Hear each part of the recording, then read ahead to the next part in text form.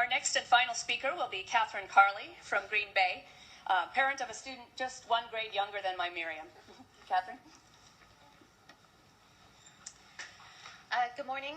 My name is Kathryn Carley, and I'm the proud parent of a soon-to-be fourth grader at Aldo Leopold Community School in Green Bay.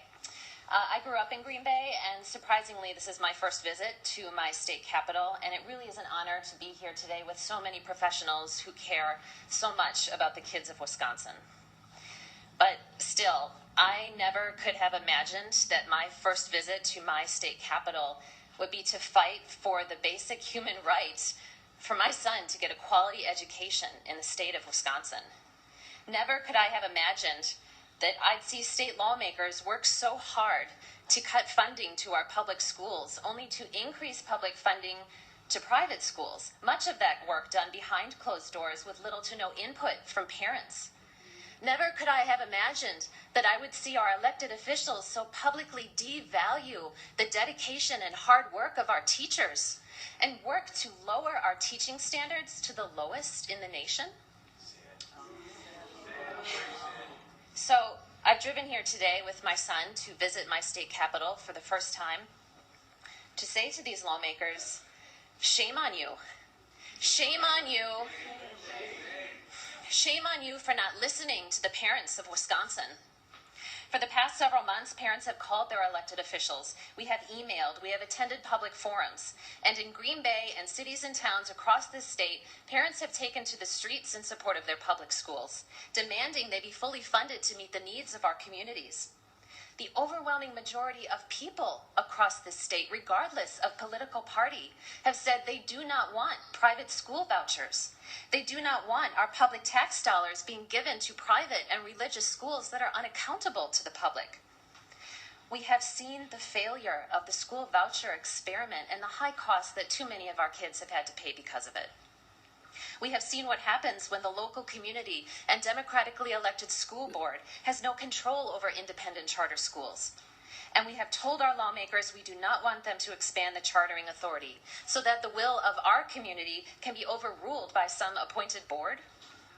We have told you we want education experts, not politicians, making policy decisions.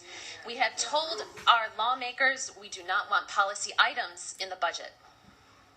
So why are lawmakers not listening to parents? And who is it they are listening to?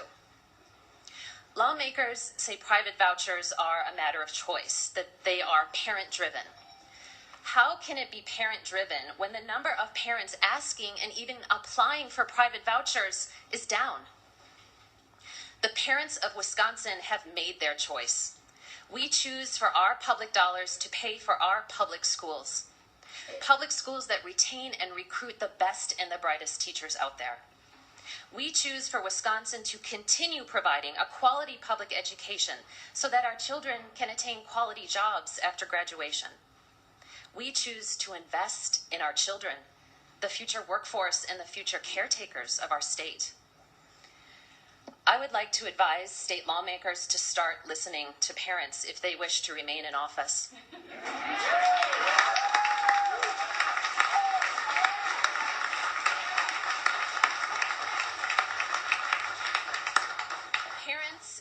Parents in Green Bay and across the state are fully aware of your attempts to take our public tax dollars away from our children for your own private interests.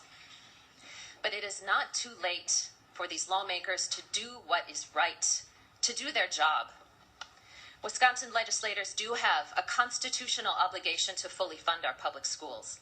The proposed budget spends $2 billion more than the previous one, and yet the education budget proposed by the JFC takes funding away from our public schools and increases property taxes? The people here today have presented a very common sense plan that would increase funding for schools and decrease property taxes.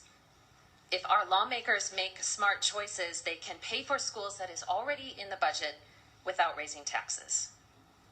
Stop playing games with our children's education. Education is the #1 priority for parents across Wisconsin.